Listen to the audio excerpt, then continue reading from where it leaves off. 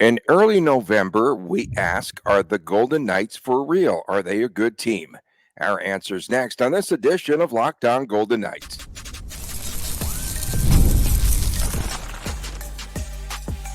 You're Locked On Golden Knights, your daily podcast on the Vegas Golden Knights, part of the Locked On Podcast Network, your team every day. Hi again, everyone. Tony Cardasco and Chris Golick from Las Vegas. Thanks for making us your first listen each and every day. Find us wherever you get your podcasts. Please make sure to subscribe to our Locked On Golden Knights YouTube channel. We are brought to you today by FanDuel. Go to FanDuel.com. FanDuel, America's #1 sportsbook. Yes, Chris, VGK is a good team, not a great team right now. That's the best way that I could summarize things. Good enough to be in first place in the Pacific Division by American Election Day. That's good. VGK 8-3-1. They need to solve some problems, obviously, getting scoring in several ways. 48 points for the top line. Even Jack Eichel said things are about to even out eventually. And they've won games they're supposed to win. And they've also won games that they have not played well in, and that's a trademark of this team.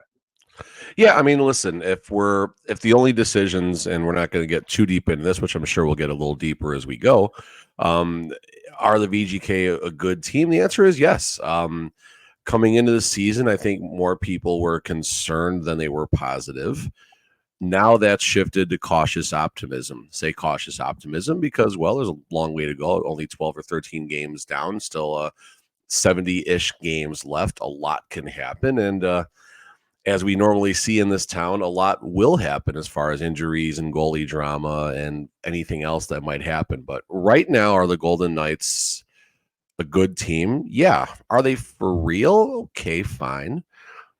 Are they a cup contender at this moment? That's about where I start pumping the brakes, but there's still more time for the Golden Knights to obviously continue to elevate their game and elevate their situation. Yeah, we've seen them. They're developing in so many ways. They've had pockets of good and bad hockey at time. Does VGK believe that they are a good team? Do they have that confidence? Mark Stone, this is where Mark Stone was campaigning just like our presidential candidates.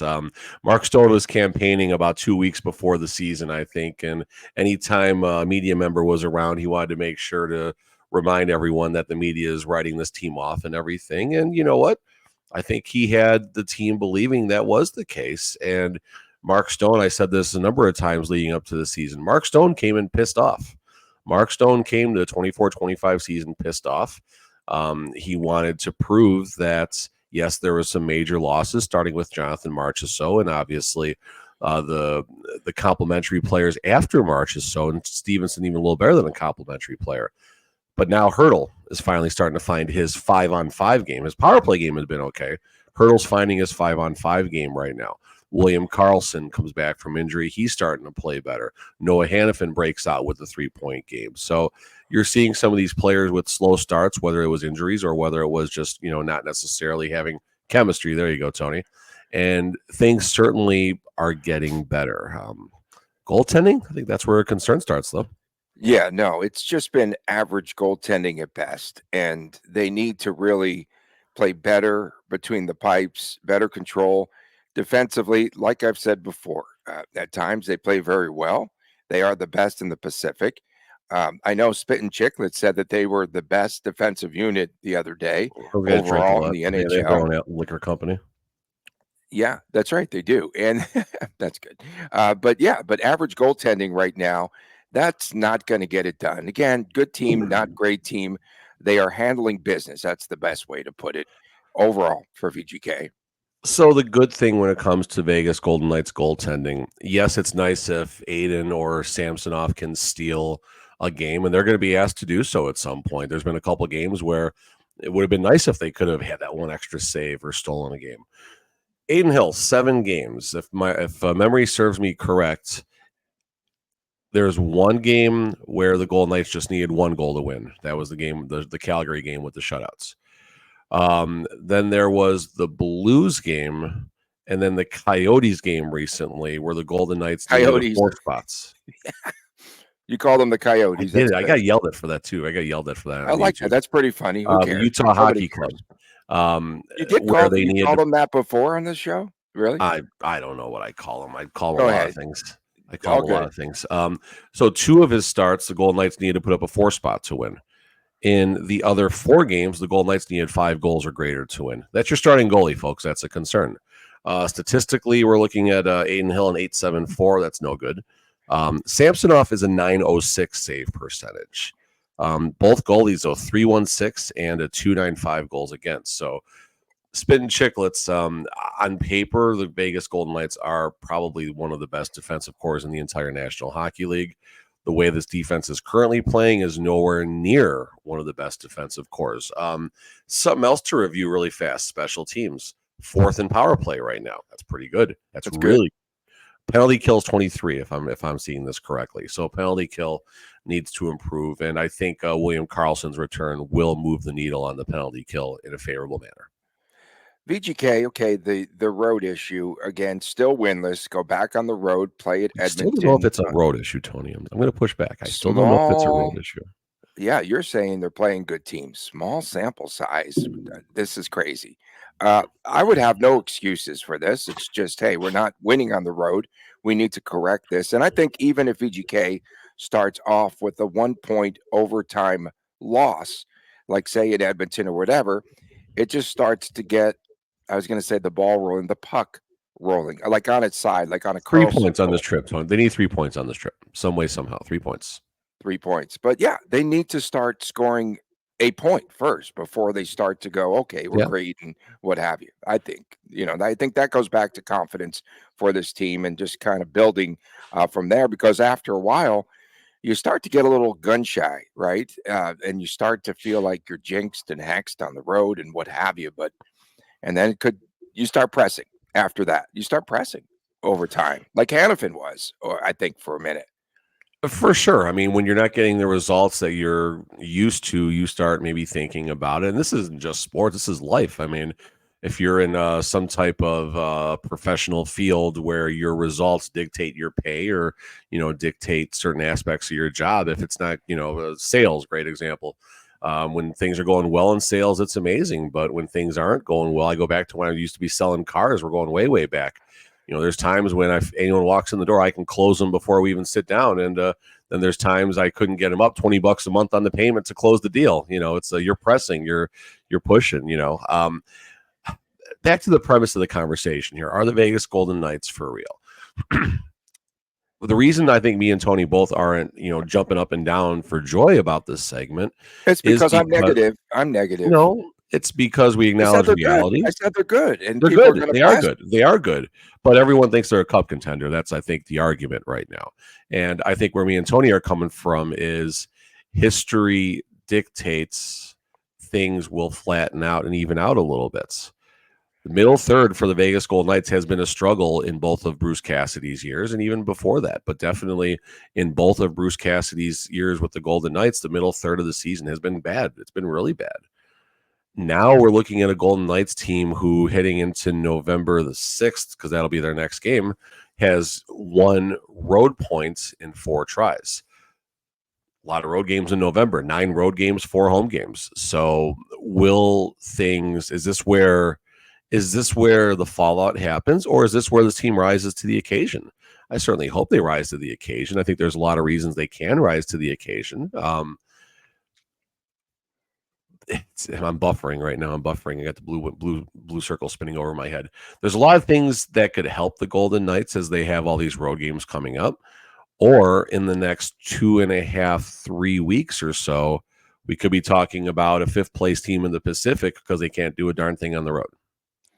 Yeah, don't go nighttime minus on us by buffering during the middle of the show. Were you selling Pintos, Saturns? What kind of cars were you selling?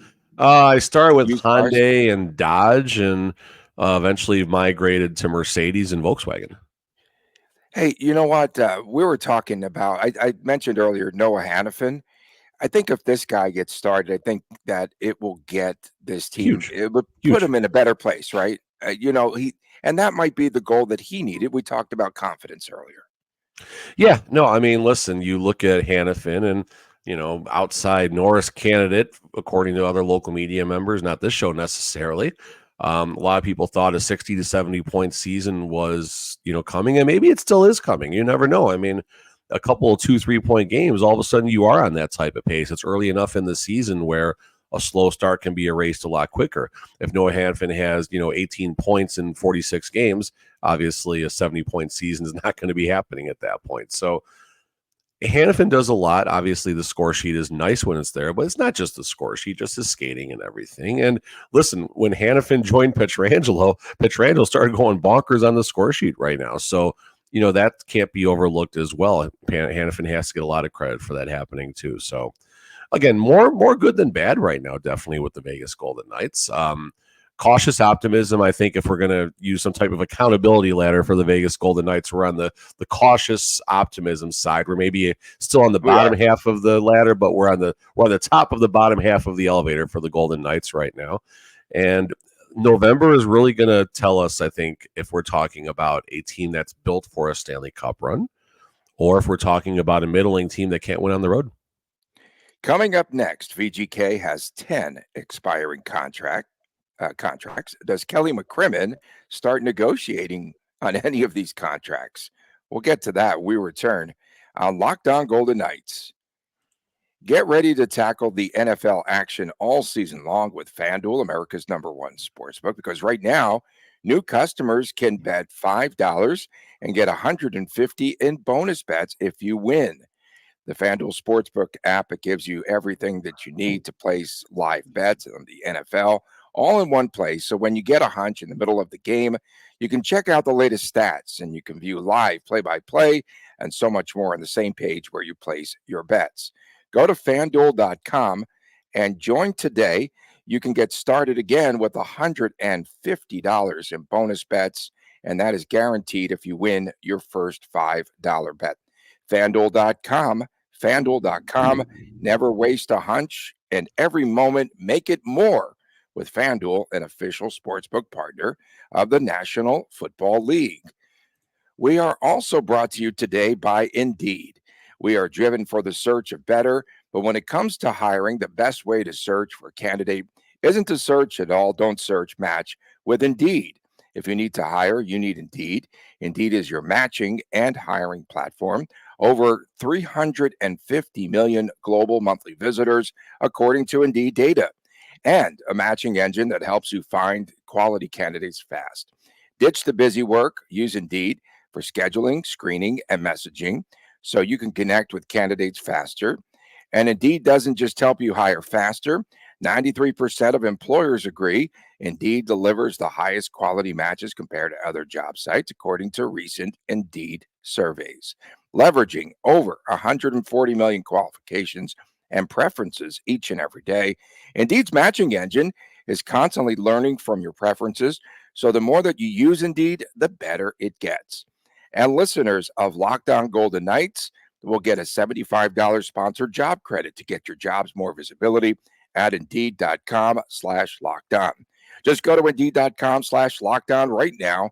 Support our show by saying that you heard about Indeed, I should say, on this Locked On podcast. Indeed.com/lockedon. Terms and conditions to apply. If you need to hire, you need Indeed. Welcome back on this edition of Locked On Golden Knights. Tony Cardasco and Chris Golick reporting from Las Vegas. Thanks for making us your first listen each and every day. Find us wherever you get your podcast. Fridays are WTF, What's This Thinking Friday? And Saturdays are the Chris times Chris Jr. show, the YouTube exclusive. I'm a little gassed. I watched 3 college basketball games yesterday, 2 at T-Mobile, women's game, men's game, and then caught the rest of the game over at the Thomas & Mack Center with UNLV. It's really fun. Great day. We need more like sports activity here. See, I get tired when we like the days the Silver Knights have the early game and the Golden Knights have the late game. I won't even, like a couple of years ago, me and Chris, okay, yeah, we're going to both games. We're going to both games. No, not even going to think about it anymore. I hate that. It's fun. Don't get me wrong. And maybe if it was a work capacity, I think I would be a different mentality. But yeah, from a recreational standpoint, no. Oh, it's a grind. It's definitely a grind. But I go back to the days when there were no sports here, and then I go, well, you know what?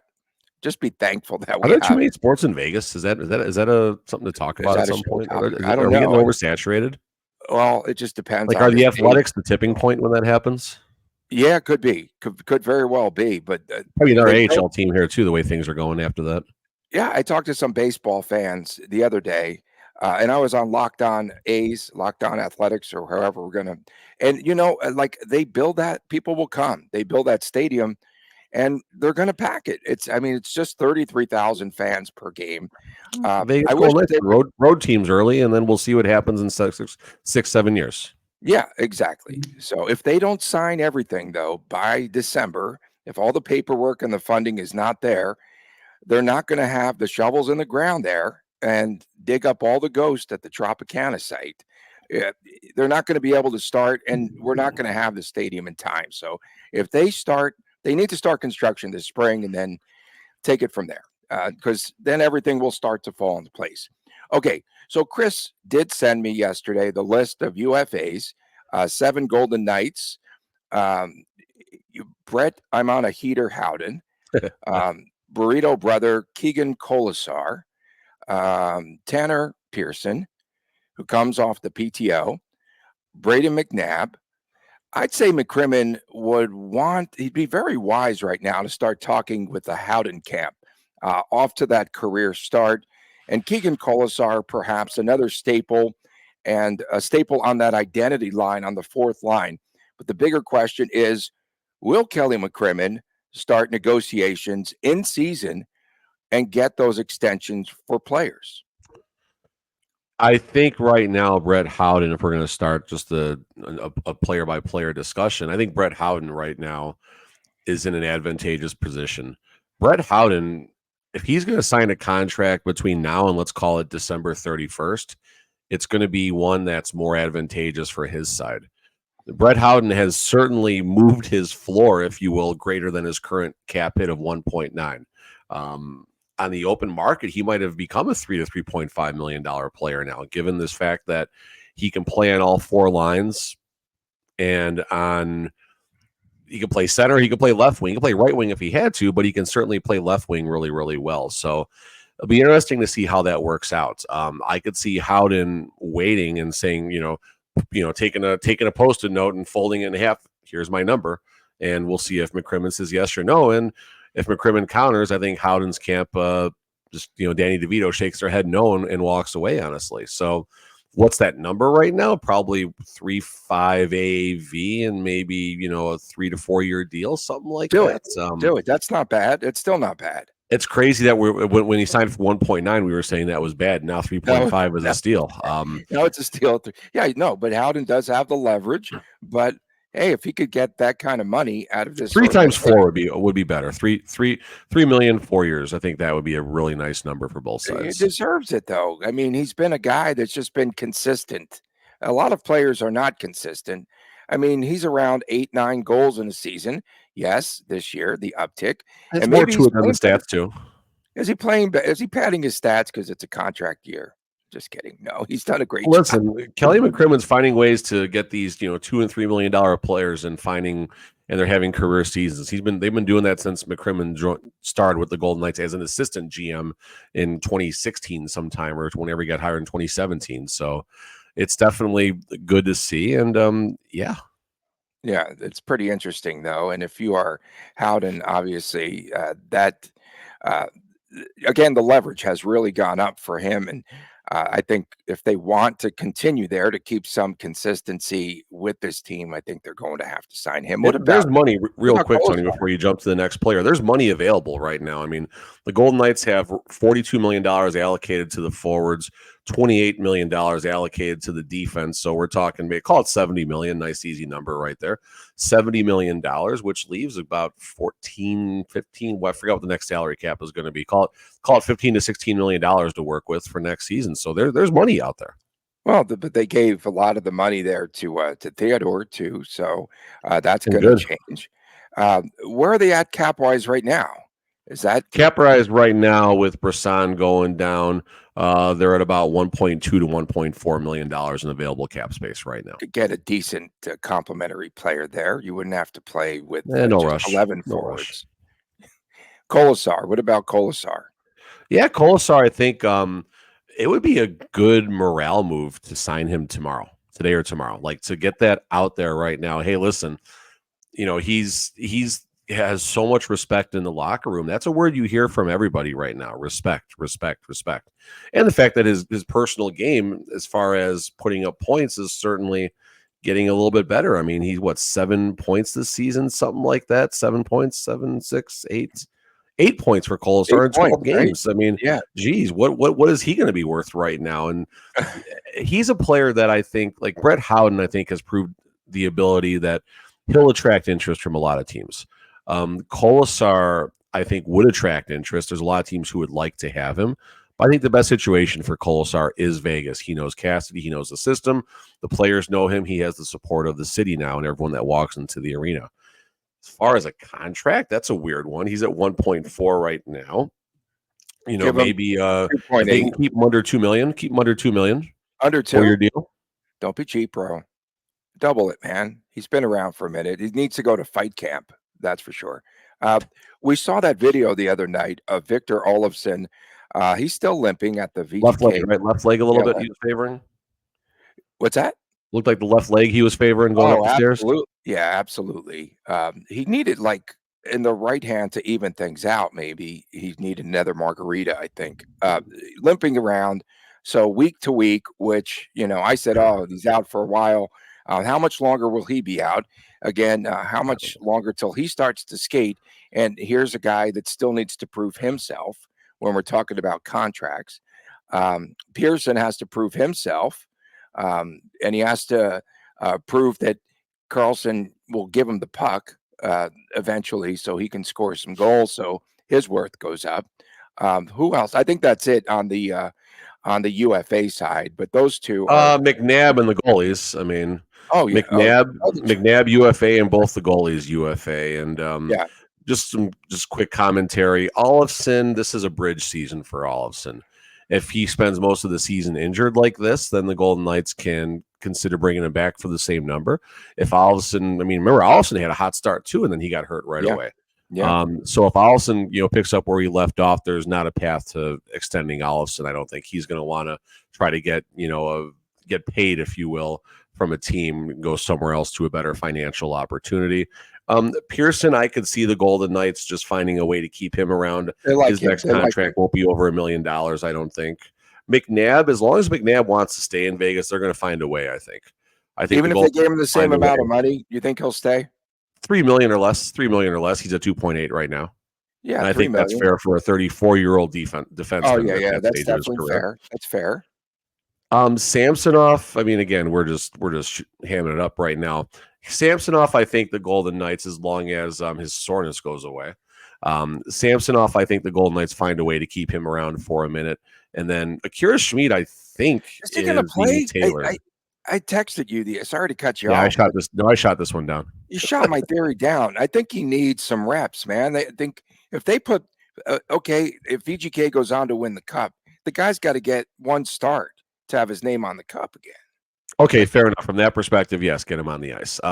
Speed will get opportunities. They won't just throw him out there. They're not going to put him out there at all. They're not. No, not unless there's a situation where Aiden or Samsonoff are unable to go. They're not just going to roll him out there, I don't think.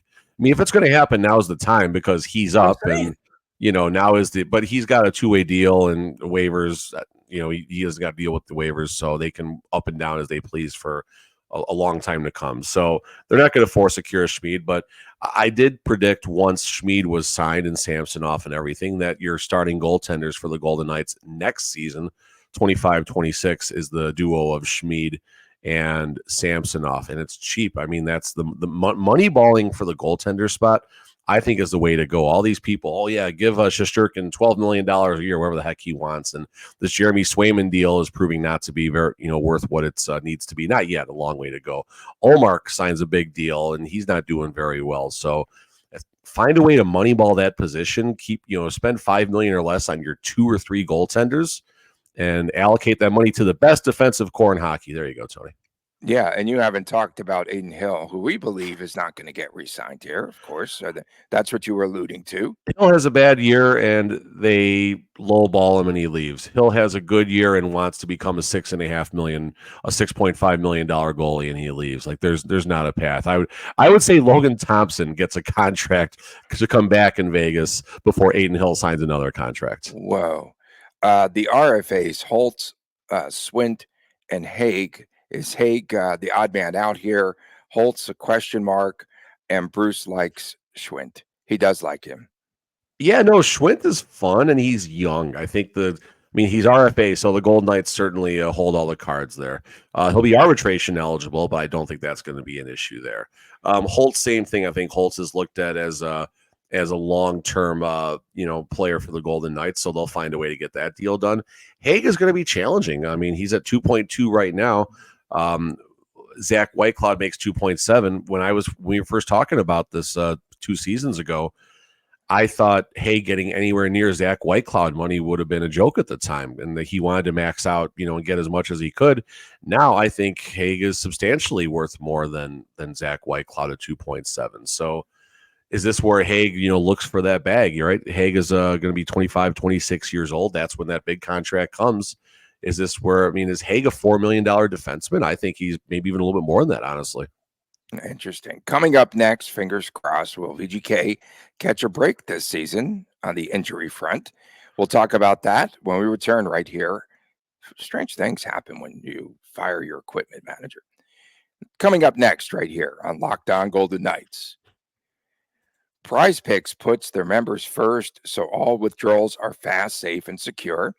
When my picks hit, I can get the money in as quickly as 15 minutes. That's right. PrizePicks now offers Venmo.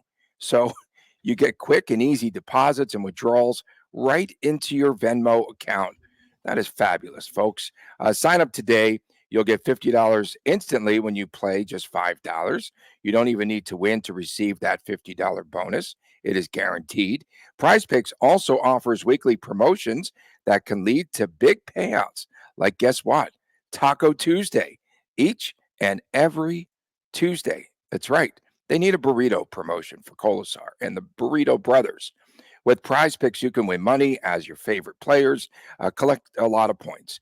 So think of a star like a Mark Stone on your team. He has more than half a goal, and then you can pick more on them in your PrizePicks entry and turn your predictions into cash. PrizePicks board, check it out. And tonight you can pick more or less on a player's goals, a player's assist, and then turn your predictions into cash. Download the app today and use the promo code LOCKEDONNHL to get $50 instantly after you play your first $5 lineup. Again, download the app today. Use the promo code LOCKEDONNHL. You will receive $50 instantly after you play your first $5 lineup. PrizePicks, run your game. Back on this edition of Locked On Golden Knights, Tony Cardasco, Chris Golick from Las Vegas. Thanks for making us your first listen each and every day. Someone last night, there was a player on the court for the University of Texas, and this woman that I follow on Twitter, she had PrizePicks. She had this player over 6 rebounds last night. Said player had 5 rebounds in the first half. No rebounds in the second half. I love it. Oh my goodness! What you talk about bad beats? What kind of? I was scared. I needed Travis Kelce to get me a few points for fantasy football last night, and he needed one more catch basically in the second half, and I was scared that was going to be me, but he got there in the end of the third quarter. So there we go. Oh, it's insane! All these different props and betting angles. So. Even Bruce Cassidy said the other day, he stated that one of the reasons for the early success of this team has been because the team's healthy, lack of injuries on this team. Carlson started off the season on IR. Olofsson was injured early. Pretty much some little nicks for this team. But if they can even half their man games lost from a season ago, this team could be successful this season. For sure. And looking at NHL injury viz right now, the Golden Knights, they finally are not on the top, right? The Golden Knights have finished, I think, on the top or They were near the number one top last for. year. Number one. Yeah, I think last they've year. been number one 2 of for 3. 2 of the 2 of last 3. 4 years or something like 2 that, of going back 3. to 2 of the 3. missed playoff season. And even Okay, the year 2 they of won 4. the cup, they were up there. Yeah. So right now the Golden Knights are sitting about 10th or 12th. They're only a 13-man games lost right now. Only 13-man games lost. So right now they are pacing to only suffer 90-man games lost due to injury, when that number has been between 400 and 500, even over 500 for Over parts of 500.